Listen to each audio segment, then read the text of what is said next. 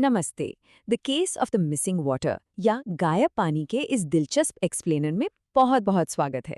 अक्सर विज्ञान कोई बड़ी बड़ी लैब्स में नहीं बल्कि हमारी आम रोजमर्रा की जिंदगी में ही छिपा होता है। आज एक डिटेक्टिव की तरह हम कुछ सबूतों की जांच करेंगे, थ्योरीज टेस्ट करेंगे और इस रोज के रहस्य को सुलझाएंगे कि आखिर हमारे सामने से चीजें गायब कैसे हो जाती हैं। चलिए अपनी इस इन्वेस्टिगेशन को शुरू करते हैं। जरा इस स्थिति की कल्पना करते हैं। बारिश वाली एक बहुत ही खूबसूरत सुबह है। स्कूल जाते समय आवी और थिरव नोटिस करते हैं कि प्लेग्राउंड में कई छोटे छोटे गड्ढे पानी से भरे हुए हैं। लेकिन शाम तक उनमें से कुछ गड्ढों का पानी या तो बहुत कम हो जाता है या वो पूरी तरह से सूख जाते हैं। अब सबसे बड़ा सवाल ये है, उन गड्ढों का पानी आखिर गया कहाँ? जो पानी सुबह तक वहां था, वो शाम तक ऐसे जादुई तरीके से गायब कैसे हो गया? भाग 1, गायब पानी का रहस्य और रोजमर्रा के कुछ आम ऑब्जर्वेशंस। अब जरा इस अगले सुराग पर नजर डालते हैं। ये एक ऐसी चीज है जो हम सभी के घरों में रोज होती है। जब बर्तन धोए जाते हैं तो उन पर पानी की बूंदें रह जाती हैं, है ना?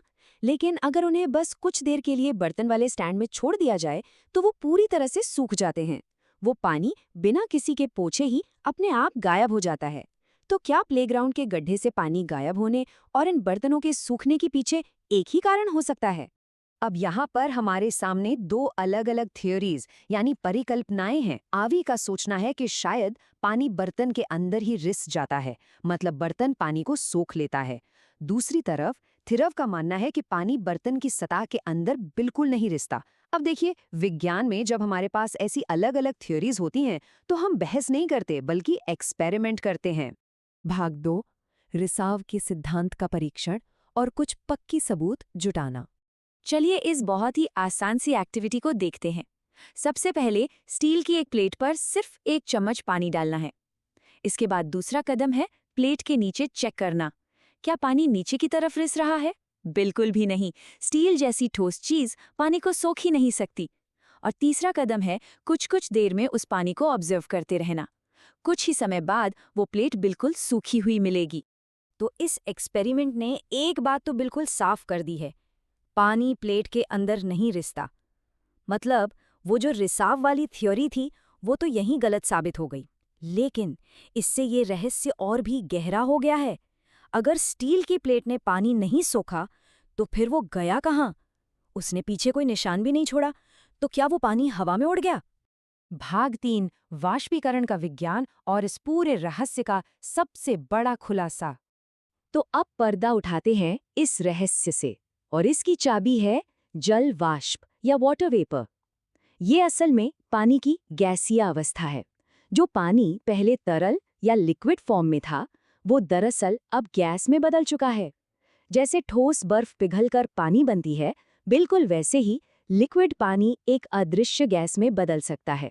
और क्योंकि ये गैस पूरी तरह से ट्रांसपेरेंट होती है और हवा में घुल मिल जाती है, तो ऐसा लगता है जैसे पानी बस गायब हो गया हो। इस प्रोसेस को थोड़ा और मजेदार तरीके से समझने के लिए डोसा बनाने वाले सीन को याद करते हैं। जब तवा एकदम गर्म होता है और उस पर पानी की कुछ बूंदें छिड़की जाती हैं, तो क्या होता है? पानी तुरंत छन्न से भाप बनकर हवा में उड़ जाता है। वो जो उड़ती हुई भाप दिखती है वो कुछ और नहीं बल्कि यही जल वाष्प है। तेज गर्मी ने तरल पानी को बहुत तेजी से गैस में बदल दिया। और यही एंट्री होती है हमारे उस मुख्य वैज्ञानिक शब्द की जिसकी हमें तलाश थी, वाष्पीकरण यानी इवैपोरेशन। पानी के अपनी तरल अवस्था से वाष्प अवस्था में बदलने की इस पूरी प्रक्रिया को ही वाष्पीकरण कहा जाता है। तो हमारी इस कहानी का जो असली हीरो या विलेन है जिसने पानी को गायब किया, वो दरअसल यही प्रोसेस है। भाग 4, दैनिक जीवन में वाष्पीकरण और हमारे आसपास बिखरे हुए सबूत। अब वाष्पीकरण के बारे में एक बहुत बड़ी गलतफहमी ये होती है कि इसके लिए हमेशा बहुत तेज गर्मी या उबलते हुए पानी की ज़रूरत होती है। लेकिन ऐसा बिल्कुल भी नहीं है। ये प्रोसेस कमरे के नॉर्मल तापमान पर भी लगातार चलता रहता है। और यही कारण है कि अगर रसोई के स्लैब पर थोड़ा पानी गिर जाए तो वो बिना कुछ किए कुछ समय बाद अपने आप सूख जाता है। हमारी रोजमर्रा की जिंदगी के ऐसे बहुत से आम नज़ारे हैं जो साबित करते हैं कि ये वाष्पीकरण हमेशा अपना काम कर रहा है। जब हम गीले कपड़ों को तार पर सुखाने के लिए डालते हैं तो उनमें मौजूद पानी धीरे धीरे वाष्पीकृत होकर हवा में उड़ जाता है। फर्श पर पोंछा लगाने के बाद पानी भी इसी वाष्पीकरण की वजह से सूखता है।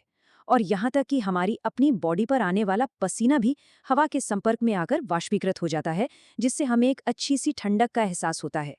इसका एक बहुत ही बढ़िया और एकदम मॉडर्न उदाहरण है हैंड सैनिटाइजर का इस्तेमाल। हाथों पर मलते ही ये कितनी तेजी से गायब हो जाता है ना। असल में इसमें मौजूद लिक्विड बहुत ही कम तापमान पर वाष्पीकृत होने की खासियत रखता है। तो जैसे ही ये हमारी बॉडी की गर्मी के संपर्क में आता है, ये तुरंत जल वाष्प में बदल जाता है और एक ठंडी सी फीलिंग देके गायब हो जाता है। तो अब इस रहस्य को सुलझाने वाले सारे वैज्ञानिक सुराग हमारे पास मौजूद हैं।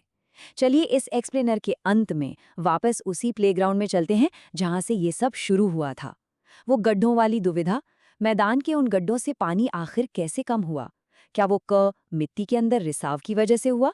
क्या वो ख सूरज की गर्मी और हवा से वाष्पीकरण की वजह से हुआ? या फिर ग ये दोनों ही प्रक्रियाएं एक साथ मिलकर काम कर रही थी?